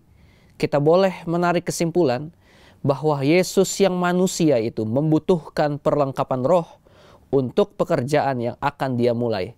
Pekerjaan itu tidak dapat dilaksanakan dengan kekuatan dan kebijaksanaan manusia belaka. Ya, maka begitu mau masuk pelayanan, Roh Kudus terlibat lagi, mengurapi dan memberikan kuasa kepada Yesus. Oke, habis dibaptis apa yang terjadi? Menurut cerita Alkitab. Matius 3, Yesus dibaptis. Matius 4, Yesus dicobai di padang gurun. Ya kan? Dicobai oleh iblis. Tapi bagaimana sampai Yesus bisa dicobai oleh iblis di padang gurun? Dia dibaptis di sungai Yordan. Lalu tahu-tahu dicobai di padang gurun. Bagaimana dia dicobai? Matius 4 ayat 1. Injil Matius pasal 4 ayat 1, maka Yesus dibawa oleh roh ke padang gurun untuk dicobai iblis. Lagi-lagi roh yang bawa. Ya. Roh yang bawa Yesus ke padang gurun. Menurut Lukas 4, Yesus yang penuh dengan Roh Kudus, kembali dari sungai Yordan, lalu dibawa oleh Roh Kudus. Jadi roh jugalah yang bawa Yesus dicobai. Habis dicobai, apalagi yang terjadi? Ya, setelah dicobai, Yesus langsung masuk ke pelayanan dan dia mulai pelayanan di Galilea. Coba Lukas 4 ayat 14. Lukas pasal 4 ayat 14, dalam kuasa roh kembalilah Yesus ke Galilea. Ya, cukup. Jadi waktu dibaptis, Roh Kudus turun ke atas dia. Habis dibaptis, Roh Kudus bawa dia ke padang gurun. Habis di padang gurun, mau masuk pelayanan di Galilea, Roh bawa dia juga ke Galilea. Kayaknya hidupnya Yesus ini itu terus dalam tanda petik dikawal oleh Roh Kudus. Ya, dikawal oleh Roh Kudus. Nah, Yesus juga dalam pelayanannya itu banyak kali kita melihat cerita Alkitab dia usir setan. Yesus mengusir setan, tapi dia pernah mengatakan kata-kata dalam Matius 12 ayat 28. Tetapi jika aku mengusir setan dengan roh Allah. Ya, aku mengusir setan dengan roh Allah. Terjemahan Indonesia bilang kuasa roh Allah. Mestinya kata kuasa itu tidak ada. Harus ada roh Allah. Berarti roh inilah yang membuat Yesus bisa ngusir setan. Ya. Dalam nubuatan perjanjian lama dikatakan bahwa roh Tuhan ada padaku. Ya. Dan karena itulah dia mengurapi aku dan seterusnya. Setelah pelayanan Yesus, nanti Yesus disalibkan. Pada waktu Yesus mau disalibkan, ingat ya, sebagai manusia, Yesus gentar juga ya. Makanya di Taman Getsemani itu dia berdoa, jikalau sekiranya mungkin cawan ini lalu. Bahkan dia sampai berdoa sampai keringatnya mengalir seperti titik-titik darah. Itu secara medis dibenarkan, ya. Namanya gejala hematidrosis. Dalam ketegangan yang hebat, itu kapiler-kapiler di dalam pembuluh-pembuluh darah itu pecah.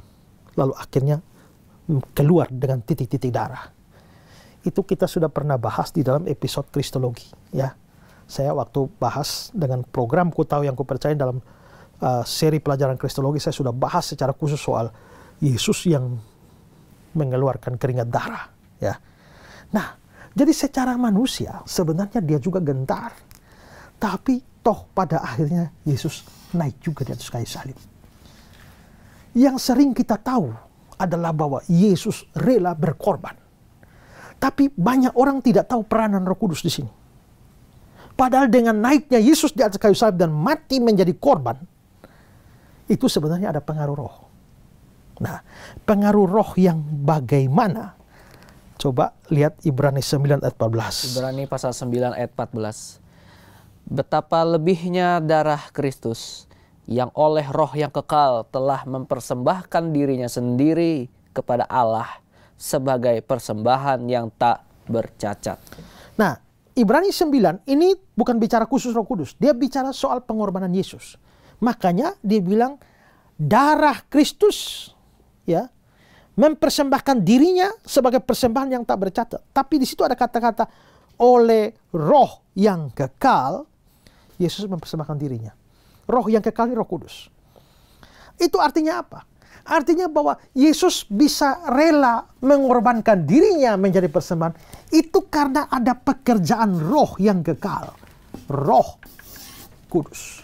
Dengan kata lain, Roh Kuduslah yang memberikan kekuatan dan kemampuan pada Kristus sampai akhirnya dia dengan berani membiarkan dirinya menjadi korban penebusan karena dosa.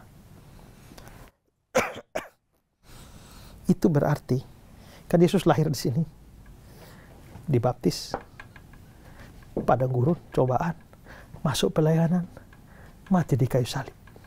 Berarti mulai dari lahir sampai mati, Roh Kudus terus mengiring Yesus. Sudah selesai? Belum. Karena Yesus yang mati itu juga harus bangkit kan? Lalu siapa membangkitkan? Yesus. Roma 8 ayat 11. Roma pasal 8 ayat 11.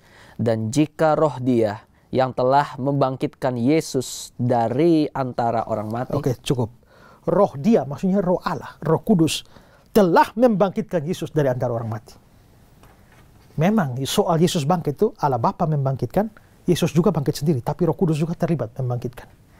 Berarti mulai dari lahir sampai mati sampai bangkit, Roh Kudus terus menyertai Yesus. Ini menarik ya. Orang seperti Yesus saja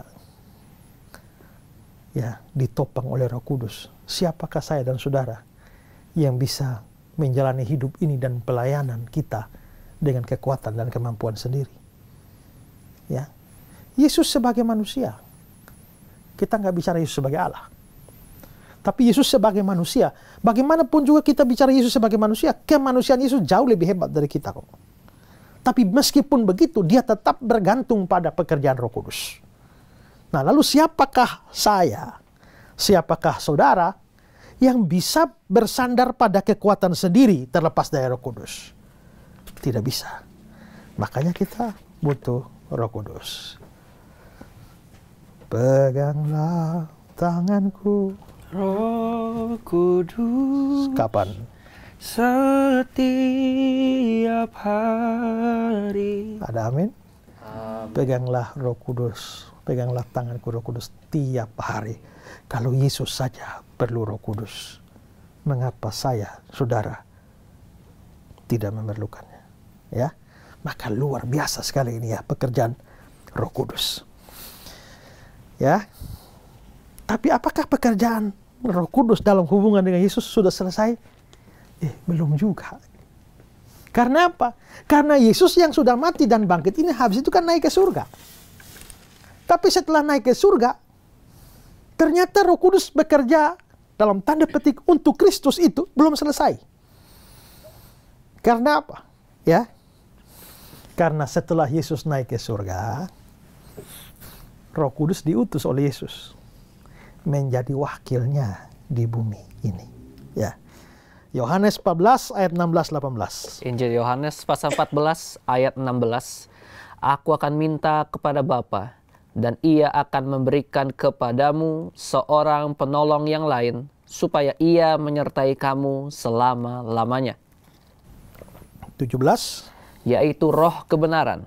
Dunia tidak dapat menerima dia sebab dunia tidak melihat dia dan tidak mengenal dia. Tetapi kamu mengenal dia sebab ia menyertai kamu dan akan diam di dalam kamu.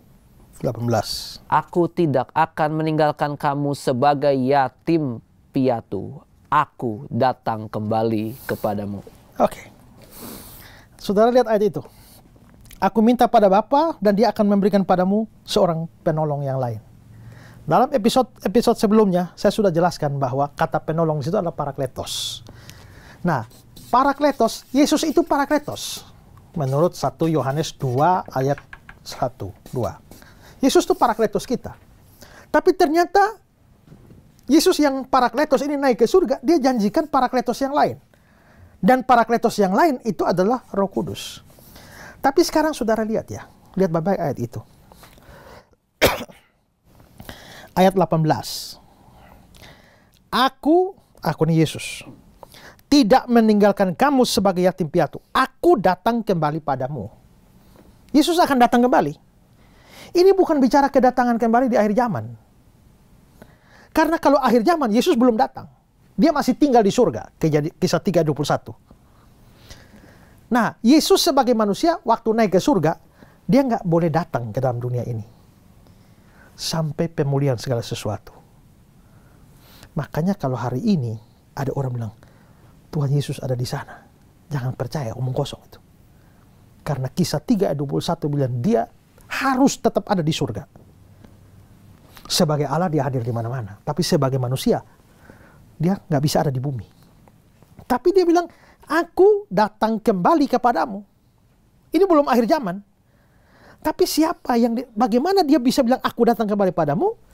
Di atas ayat 16 tuh, dia bilang, aku minta pada Bapa, dia memberikan padamu seorang penolong yang lain, yaitu Roh kebenaran, Roh Kudus. Berarti Yesus tetap menyertai murid-muridnya, tapi dia tidak menyertai secara langsung. Dia menyertai melalui Roh Kudus. Dengan kata lain, kehadiran Roh Kudus di bumi itu sebagai perwakilan Kristus untuk menyertai murid-murid selama-lamanya. Maka Roh Kudus menjadi wakil Kristus di bumi. Roh Kudus sudah bekerja mulai dari lahir, baptisan, pencobaan, pelayanan, naik ke atas kayu salib, bangkit dari antara orang mati, belum selesai. Begitu Kristus naik ke surga, dia datang. Dan dia menggantikan Kristus. Atau mewakili Kristus. Ya. John Calvin bilang, pada waktu dia berkata, aku datang kembali padamu, dia menunjukkan dengan cara bagaimana dia tinggal dalam umatnya, dan dengan cara bagaimana dia memenuhi segala sesuatu, yaitu oleh kuasa Roh. Apakah kerjanya Roh Kudus dalam hubungan Kristus sudah selesai? Belum. Ya, belum. Dia sudah mewakili Kristus, tapi dia masih kerja yang lain. Yohanes 16 ayat 14, coba. Injil Yohanes pasal 16 ayat 14. Ia akan memuliakan aku. Ia, Roh Kudus, akan memuliakan aku. Aku ini kan Yesus. Berarti setelah Yesus naik ke surga, Roh Kudus kerja dalam dunia ini untuk memuliakan Kristus. Wow, ini luar biasa sekali ya pekerjaan Roh Kudus ini. Tapi apa artinya Roh Kudus bekerja memuliakan Kristus? Coba baca kata-kata Leon Morris. Pekerjaan Roh Kudus bersifat kristosentris atau berpusatkan kepada Kristus. Ia akan menarik perhatian bukan kepada dirinya sendiri, tetapi kepada Kristus. Ia akan memuliakan Kristus. Menarik kata-kata Leon Morris. Kerjanya Roh Kudus ini sifatnya kristosentris, berpusat pada Kristus. Jadi Roh Kudus tidak menarik orang pada dirinya, tapi pada Kristus.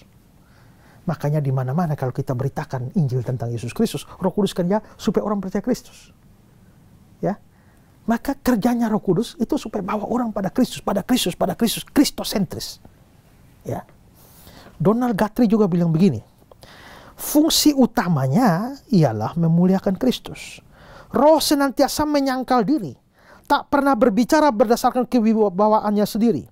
Dia tidak mencari kemuliaan sendiri, hanya kemuliaan Kristus. Ini dapat dipakai sebagai alat penguji yang berharga. Sebab gerakan manapun yang menyatakan dirinya memiliki roh, tapi hanya memuliakan roh dan bukan Kristus, itu asing bagi pengajaran Yesus tentang roh. Nah, hari ini ada banyak orang yang terlalu menekankan Roh Kudus, lalu akhirnya mengklaim mengalami keajaiban Roh Kudus, ya, manifestasi Roh Kudus, power of the Holy Spirit, sampai mereka bisa ketawa-ketawa, ya, guling-guling dan lain-lain sebagainya. Tapi begitu kita ngomong tentang Kristus, mereka nggak ngerti. Ya. Kalau ngomong Roh Kudus, wah, hobi sekali. Tapi bicara Kristus, malas sekali. Maka pertanyaan kita ada ya. Sedangkan Roh Kudus datang itu untuk membawa orang, mengarahkan orang pada Kristus, kerjanya Kristus sentris. Tapi orang-orang ini terlalu Roh Kudus mania, ya kan? Sampai Kristusnya terabaikan. Mereka mengalami semua fenomena yang dianggap sebagai, dipercaya sebagai fenomena Roh Kudus. Bahasa roh non-stop. Tapi begitu ngomong Kristus mereka nggak tahu apa-apa. Kok saya curiga ya? Roh apa yang bekerja di balik ini? Ya, maka di sini kita harus melihat bahwa kerjanya Roh Kudus itu kristosentris, ya. Karena itu Pendeta Budi Asali mengatakan kata-kata yang bagus ini ya. Coba baca kata-katanya. Orang yang mengatakan bahwa dirinya dipenuhi Roh Kudus, tetapi tidak pernah memberitakan Injil atau berusaha membawa orang kepada Kristus, jelas sedang mengeluarkan omong kosong. Demikian juga kalau ia terus-menerus meninggikan Roh Kudusnya dan bukan Kristusnya. Meninggikan Roh Kudus sebetulnya tidak salah, karena ia juga adalah Allah sendiri. Tetapi kalau seseorang hanya meninggikan Roh Kudus tetapi tidak meninggikan Kristus, orang itu pasti tidak dipenuhi oleh Roh Kudus dan mungkin bahkan sama sekali tidak memiliki Roh Kudus. Ya, jadi akhirnya hanya mengalami gejala-gejala yang aneh yang sebenarnya bukan pekerjaan Roh Kudus. Karena Roh Kudus tidak mungkin bekerja meninggikan diri lalu mengabaikan Kristus. Toh ayatnya tadi jelas, dia akan memuliakan aku. Ya, ini penting karena hari ini banyak orang betul-betul maniak Roh Kudus. Ya, dalam tanda petik ya. Ya. Baca juga kata-kata John Calvin. Sekarang Kristus mengingatkan mereka bahwa Roh Kudus tidak akan datang untuk mendirikan kerajaan yang baru, tetapi sebaliknya meneguhkan kemuliaan yang telah diberikan kepadanya oleh Bapa. Karena banyak yang membayangkan secara bodoh bahwa Kristus mengajar hanya untuk meletakkan pelajaran-pelajaran pertama dan lalu mengutus murid-murid ke sekolah yang lebih tinggi. Dengan cara ini mereka membuat Injil tidak lebih besar nilainya daripada Taurat. Karena tentang Taurat dikatakan bahwa itu merupakan penuntun bagi orang pada masa lampau. Ya, jadi senada dengan itu artinya bahwa memang pekerjaan Roh Kudus tidak terlepas dari Kristus. John Calvin juga bilang begini, begitu Roh Kudus dipisahkan dari firman Kristus, pintu terbuka bagi semua jenis hayalan dan penipuan. Metode penipuan yang mirip telah dicoba pada zaman ini oleh banyak orang fanatik. Doktrin tertulis terlihat bagi mereka sebagai harfiah. Dan karena itu mereka memilih untuk menyusun teologi yang baru yang terdiri dari wahyu-wahyu. Maksudnya apa? Maksudnya Calvin begini.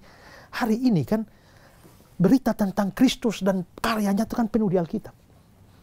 Ya, tapi hari ini berapa banyak di antara mereka yang mau belajar Alkitab dan mengenal Kristus? Mereka nggak suka itu. Mereka hanya mau tutup mata dan dengar suara Roh Kudus. Jadi dengar suara Roh Kudus tiap hari. Roh Kudus katanya berbisik. Tapi mengerti firman tentang Kristus. Gak ada. Kok aneh sekali itu ya. Mengharapkan wahyu-wahyu baru. Padahal wahyu sudah dinyatakan di sini dan sudah final wahyunya. Ya, sudah final wahyu. Tahu dari mana final? Karena seluruh ini wahyu dan di ujung terakhir ada kitab wahyu, di pasal terakhir. Di pasal-pasal terakhir dan di ayat-ayat terakhir dia bilang, siapa nambah, Tuhan tambah malapetaka. Jangan ada yang kurang, jangan ada yang tambah. Kalau wahyu belum selesai, harusnya masih bisa tambah dong. Tapi kalau ini dilarang ditambah, berarti sudah selesai. Tapi orang tidak suka belajar ini.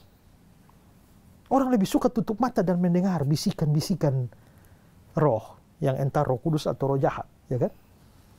Nah, kalau begitu kita harus lihat dan berhati-hati bahwa pekerjaan Roh Kudus yang sejati itu bersifat kristosentris.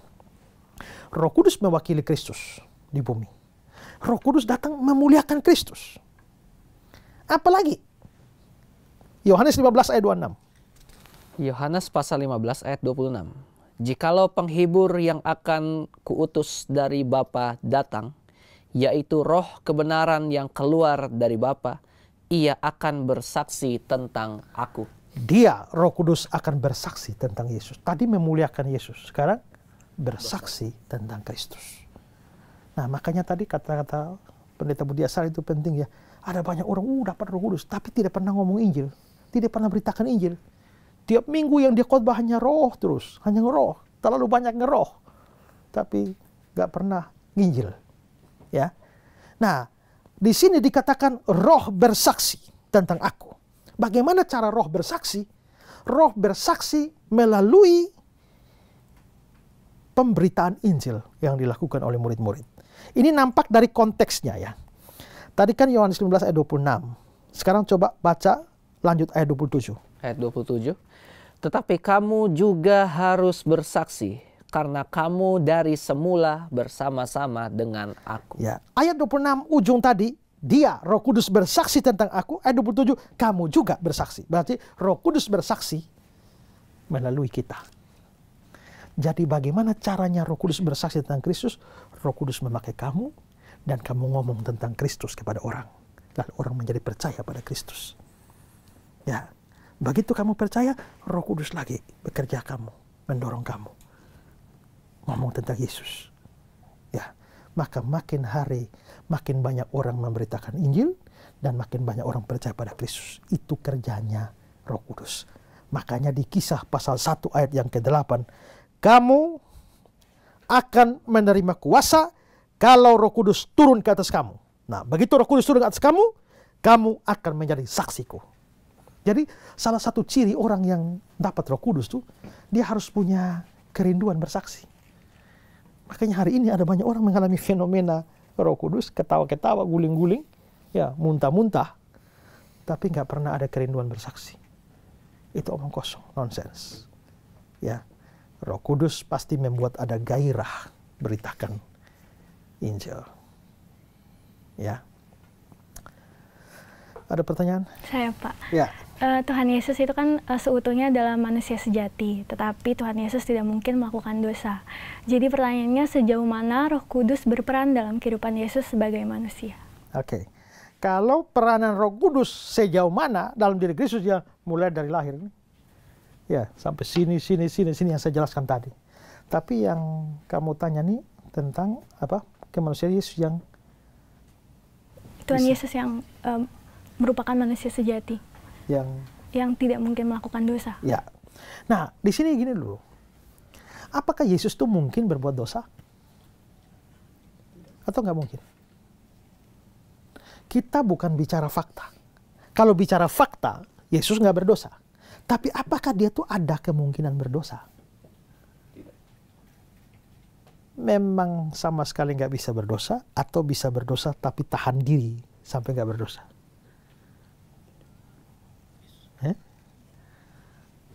Nah, itu isu lain. Tapi itu memang memicu banyak perdebatan juga. Ya. Tapi saya tetap percaya Kristus tak mungkin berdosa. Tapi Kristus yang tak mungkin berdosa itu bukan berarti tanpa perjuangan.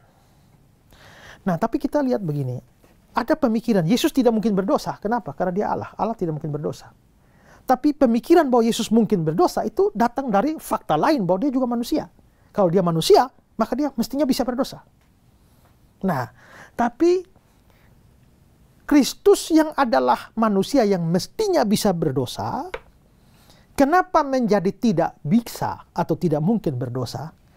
Ini di sini ada 3 hal penting yang terjadi, ya. Ya. Pertama, walaupun dia manusia, tapi dia juga Allah. Yesus itu adalah manusia Allah. Ya. Nah, kalau kita bicara kristologi, kita sudah pernah bahas itu ya dalam episode sebelumnya yang lalu-lalu ya. Bahwa Yesus itu adalah satu pribadi dengan 2 hakikat. Hakikat ilahi atau hakikat Allah dan hakikat manusia. Nah, hakikat Allah dan hakikat manusia ini masing-masing mempertahankan sifatnya. Jadi, kealahan Yesus tidak mempengaruhi kemanusiaan Yesus supaya ikut jadi Allah. Tapi kemanusiaan Yesus tidak mempengaruhi kealahan Yesus sehingga ikut menjadi manusia. Contoh, Allah itu tidak terbatas. Ketidakterbatasan Allah tidak mempengaruhi kemanusiaannya sehingga manusianya menjadi tidak terbatas. Begitu juga sebagai manusia dia terbatas, tapi keterbatasan manusia Yesus tidak mempengaruhi kealahannya sehingga akhirnya Allahnya menjadi terbatas. Maka hubungan saling mempengaruhi ini tidak ada antara Allah dan manusia. Ya. Tetapi hubungan mempengaruhi ini hanya ada satu perkecualian. Perkecualian itu adalah kealahan Yesus mempengaruhi kemanusiaan Yesus. Sehingga dari mungkin berdosa menjadi tidak mungkin berdosa. Ini satu perkecualian. Tidak ada pengaruh kealahan pada kemanusiaan selain dalam hal dosa. Ya. Ini yang menyebabkan karena Allahnya mempengaruhi manusianya sehingga dia menjadi tidak mungkin dosa. Itu pertama. Kedua, ada faktor Allah Bapa di sini. Karena Allah Bapa menguduskan Yesus. Ya. Itu ada faktor. Ada banyak ayat yang menunjukkan itu.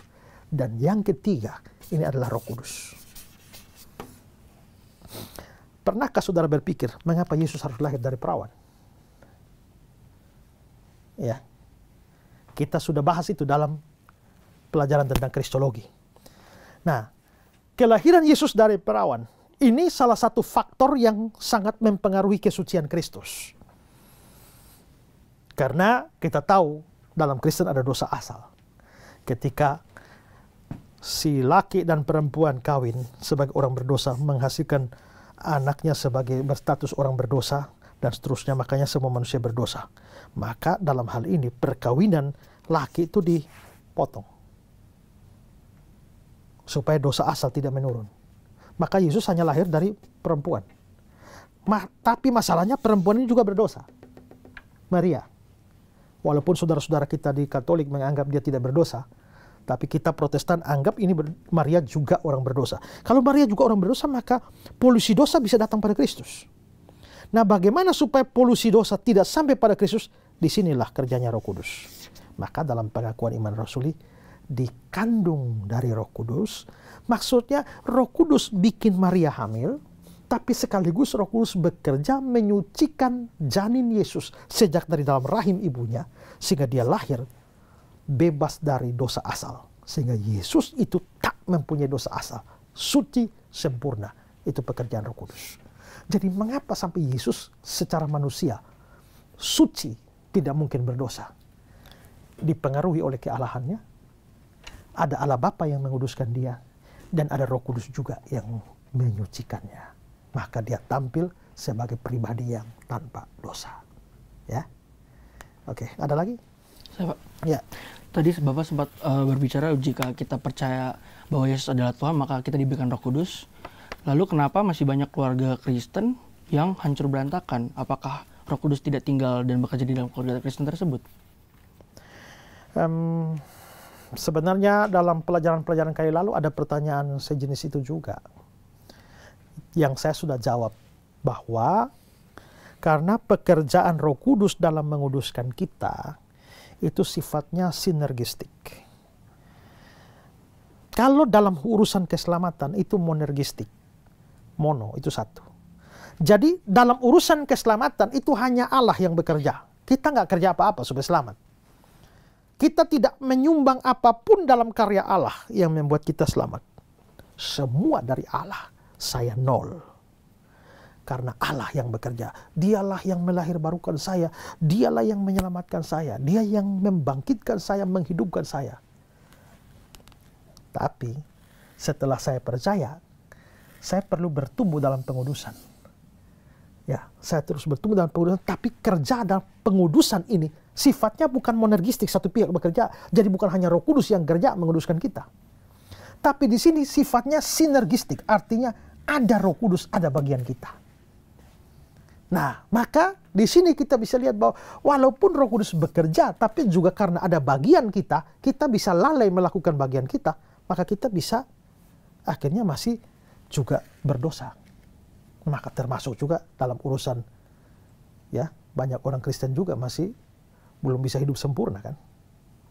Karena sinergistik itu. Dalam banyak hal, itu terjadi sinergistik. Sekarang gini loh, percaya Tuhan pelihara. Kamu tidur-tidur saja di rumah. Ya. Terus mati. Kelaparan. Kok Tuhan bilang Tuhan pelihara ya? Kenapa saya mati? Ya karena untuk kamu dipelihara itu sinergistik. Tuhan memelihara kamu, tapi kamu harus kerja. Ya kan? Pandanglah burung-burung di langit yang tidak menabur, tidak menuai, tidak mengumpulkan bekal dalam lumbung, tapi diberi makan Bapamu di surga. Itu bilang burung tidak menuai, tidak mengumpulkan bekal dalam lumbung. Tapi kan burung tidak bisa duduk diam-diam di sarang lalu pas jam makan. Tidak kan? Burung itu harus keluar dari sarangnya. Tuhan kasih makan dia, pelihara dia, tapi Tuhan kasih makan taruh di sana loh, di sana loh, di sana. Tugas burung tuh terbang cari.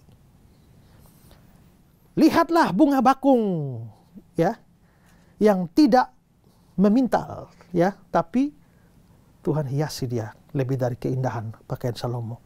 Tapi apakah bunga bakung pasif? Tidak. Akar-akarnya itu harus bekerja. Cari. Berarti Tuhan memelihara tidak bisa membuat kamu jadi pemalas. Tapi kan Tuhan bilang Tuhan pelihara. Kenapa saya mesti kerja? Ya Tuhan pelihara tuh sinergistik. Tuhan pelihara, kamu harus kerja. Tuhanlah yang memberi keberhasilan. Pas mau ujian, saya nggak perlu belajar. Pas muncul ujian, tidak tahu. Yesus jawaban dalam hidupku. Kan nggak bisa. Kamu mesti belajar. Karena keberhasilanmu itu, dalam studimu itu sinergistik. Kamu sendiri tanpa Tuhan nggak bisa. Tuhan bisa tanpa kamu, tapi dia memang mengatur seperti itu bahwa ada bagiannya, ada bagian kamu. Kalau soal keselamatan, kamu nggak perlu ada bagian. Dan nggak bisa ada bagian. Itu hanya bagian dia. Pengudusan atau sanctification itu sinergistik. Bagaimana caranya? Firman bilang,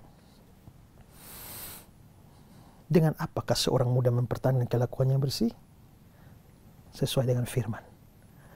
Berarti ada Roh Kudus kerja menguduskan kita. Tapi bagian kamu harus rajin baca firman dong.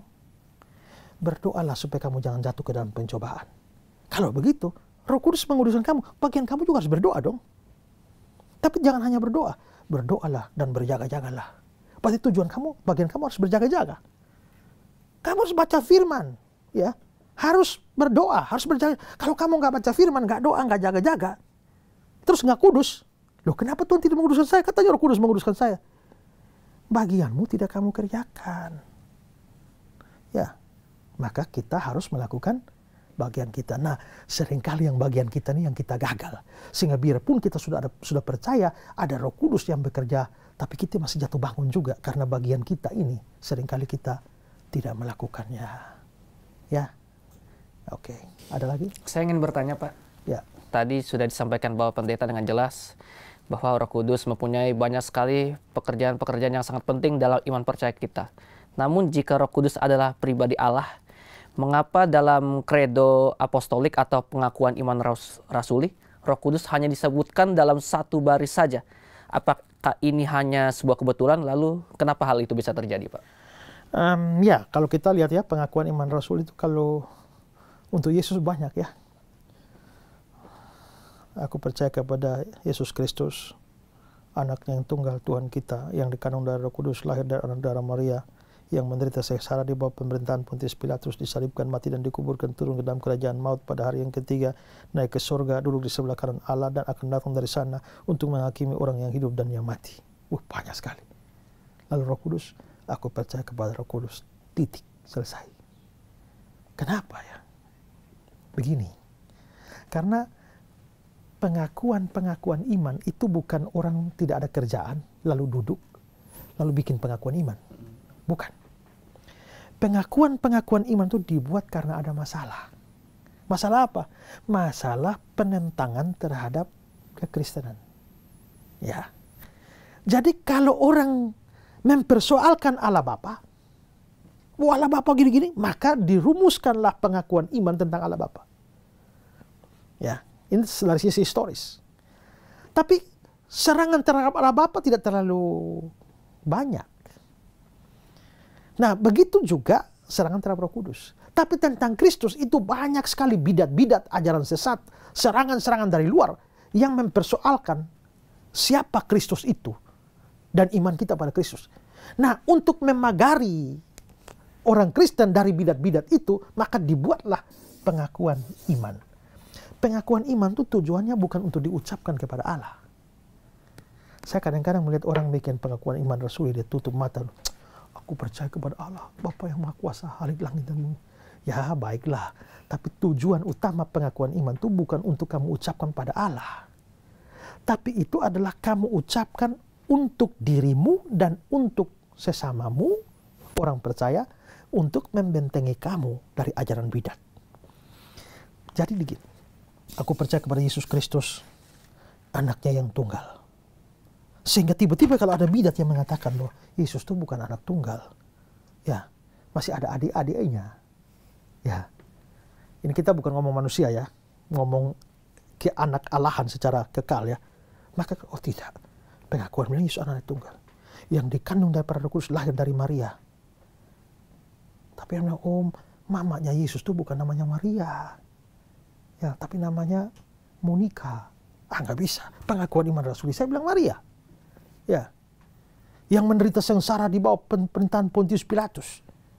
Kalau ada yang bilang, oh tidak, bukan Pontius Pilatus, ya, tapi di nama orangnya, oh tidak, maka itu mengawal kita. Maka terlalu banyak serangan terhadap Kristus, doktrin Kristus, maka banyak pernyataan dalam kredo apostolik untuk mengawal ini. Tapi problemnya adalah tentang Roh Kudus ini nggak banyak serangan. Ya, nggak banyak serangan. Sehingga kalau memang nggak banyak serangan, ngapain dijelaskan panjang lebar? Gitu kan? Nah, makanya dalam pengakuan iman Rasul dia hanya muncul ini. Nanti kita lihat ada serangan terhadap Tritunggal yang cukup masif. Maka muncullah penjelasan tentang Bapa, Anak, Roh Kudus, kesatuannya, kepribadiannya, ya, itu dalam pengakuan-pengakuan iman yang lain. Ya, pengakuan iman yang lain. Jadi itu bukan berarti bahwa Roh Kudus kurang penting. Penting hanya karena dari sudut sejarah itu kurang diserang. Jadi tidak muncul secara banyak di dalam pengakuan iman rasuli. Ada lagi? Saya, Pak. Ya. Ini pertanyaannya mungkin jadi keresahan hari-hari ini. Kenapa masih banyak orang yang ingin mengakhiri hidup dengan cara bunuh diri? Apakah Roh Kudus tidak bekerja untuk menjernihkan pikiran dan hati mereka gitu, Pak? Kalau jadi gini ya, kalau dia orang percaya ada Roh Kudus. Kalau ada Roh Kudus akan menjernihkan dia pikiran, membuat terang. Maka dia nggak akan jadi bunuh diri. Tapi kenapa dia berhasil bunuh diri? Karena Roh Kudus belum ada dalam dirinya. Kenapa belum ada? Karena dia bukan orang percaya. Jadi sebenarnya orang-orang yang berhasil bunuh diri itu menunjukkan dia belum orang percaya. Coba baca 1 Korintus 10 ayat 13. 1 Korintus 10 ayat 13. Pencobaan-pencobaan yang kamu alami ialah pencobaan-pencobaan biasa yang tidak melebihi kekuatan manusia. Oke, pencobaan tidak melebihi kekuatan ya. Kalau pencobaan tidak melebihi kekuatan, kira-kira bisa bunuh diri nggak? Nggak kan? Nah, terus. Sebab Allah setia dan karena itu ia tidak akan membiarkan kamu dicobai melampaui kekuatanmu. Allah akan atur kadar pencobaan, nggak akan lewat. Kalau kekuatanmu kira-kira imanmu level 7, dia nggak bisa kasih pencobaan level 11, nanti kamu bunuh diri. Ya kan? Jadi kalau Tuhan tahu kekuatanmu 7, dia kasih kamu pencobaan ya 6 atau 6,5. Sudah stres kan? Tapi kan belum lewat kekuatan kan? Terus? Pada waktu kamu dicobai, ia akan memberikan kepadamu jalan keluar sehingga kamu dapat menanggungnya. Kamu dapat menanggungnya. Kalau kamu dapat menanggungnya, kamu bunuh diri? Enggak dong. Kenapa sampai bunuh diri? Karena kamu nggak dapat menanggungnya. Nah, 1 Korintus 10 ayat 13 ini firman khusus orang percaya. Ya, khusus orang percaya. Kalau kamu bukan orang percaya, itu ayat nggak berlaku bagi kamu. maka Tuhan tidak mengatur kadar pencobaan. Tuhan tidak berikan kamu jalan keluar. Maka kamu akan merasa bahwa pencobaan lari lewat dari kepalamu, nggak ada jalan keluar. Satu-satunya jalan keluar adalah loncat dari jembatan atau minum baygon rasa stroberi. Lalu innalillahi wa innalillahi rajiun. Kamu mati, bunuh diri. Pertanyaannya, kalau sampai kamu itu adalah ada dua kemungkinan. Tuhan lalai melakukan 1 Korintus 10 ayat 13 untuk kamu, atau memang kamu bukan orang percaya sehingga ayat itu tidak berlaku buat kamu.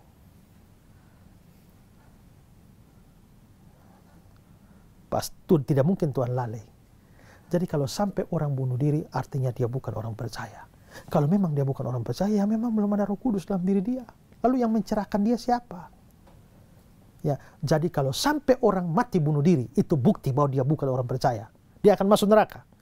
Dia akan masuk neraka bukan karena bunuh dirinya, ya, tapi karena memang bukan orang percaya. Ya.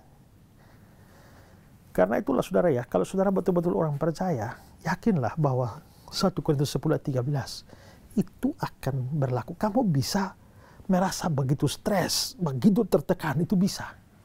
Tapi janji ini ya dan amin. Kekuatan pasti diberi, sehingga kamu tidak akan sampai bunuh diri. Tapi saya mau tandaskan satu hal. Biarpun orang percaya, bukan berarti dia nggak bisa mau bunuh diri. Orang sungguh-sungguh percaya bisa bunuh diri, tapi tidak berhasil. Tapi kalau sampai berhasil bunuh diri, pasti bukan orang percaya. Kalau dia orang percaya, dia bisa terjun dari jembatan, tapi nyangkut di pohon. Ya, bisa kaki patah, leher patah, tapi tidak mati. Tapi kalau sampai berhasil mati, itu ayat tidak berlaku bagi dia. Dia bukan orang percaya.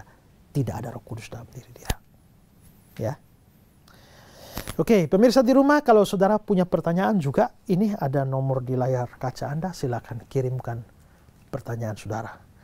Tim Pijar TV akan menjawab pertanyaan saudara, ataupun bahkan seperti yang baru kita bahas, kalau saudara sedang mengalami pergumulan yang hebat dan rasanya mau bunuh diri, ya, segera percaya kepada Tuhan Yesus. Dan saudara bisa kontak nomor yang ada.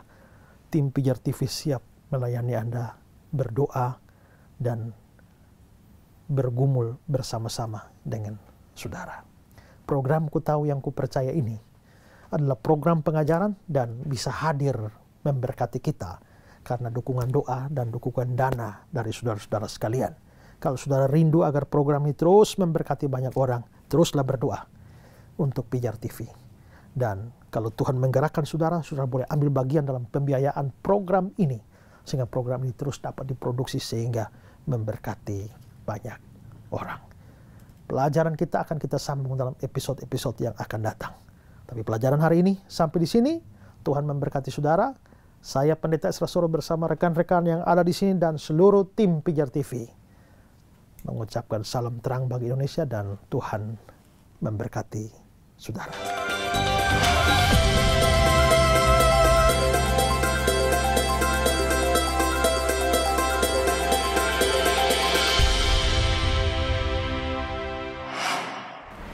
Terima kasih, saudara sudah menyaksikan program Ku Tahu Yang Ku Percaya edisi pneumatologi. Ada masih begitu banyak pembahasan mengenai pribadi Roh Kudus.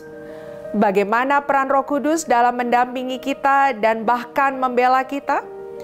R.C. Sproul pernah mengatakan, secara teknis, Parakletos adalah pengacara keluarga yang dipakai secara tetap. Setiap kali ada masalah dalam keluarga, Parakletos siap siaga. Dan dia akan segera datang untuk membantu dalam perjuangan. Begitulah hubungan kita dengan Roh Kudus. Kita adalah bagian dari keluarga Allah.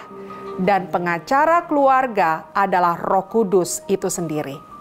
Dia selalu hadir untuk datang bersama kita dan membantu di saat-saat sulit. Nah, temukan jawaban ini selanjutnya dalam episode berikutnya, tetap pada program Ku Tahu Yang Ku Percaya, edisi pneumatologi.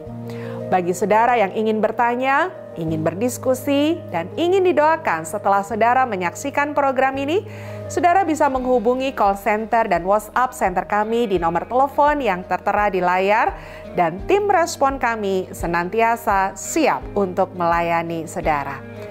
Kami juga mengucapkan terima kasih untuk dukungan saudara, di mana saudara memberikan dukungan melalui bentuk dana yang memampukan kami dapat menyiarkan kabar baik ke seluruh pelosok Indonesia melalui program Ku Tahu Yang Ku Percaya ini.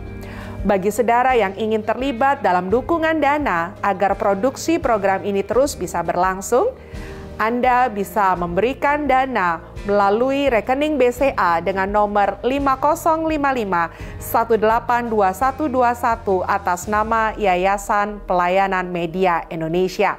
Kami bersyukur dengan kemitraan yang Anda berikan bersama kami, sehingga kami bisa terus melanjutkan program ini. Sampai jumpa pada episode yang selanjutnya. Salam terang bagi Indonesia.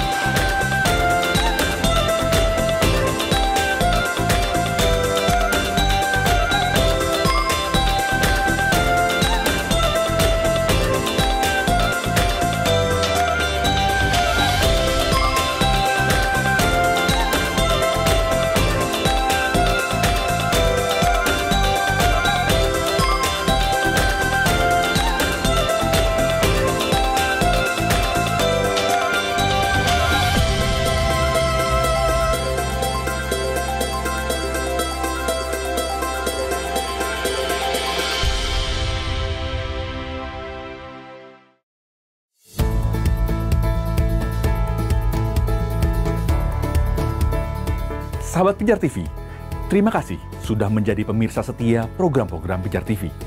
Kami sungguh rindu agar saudara bukan saja diberkati dengan menyaksikan program-program ini, tetapi juga dapat berinteraksi dengan kami untuk berdiskusi dan bahkan didoakan melalui WhatsApp dan telepon yang tertera di layar kaca ini.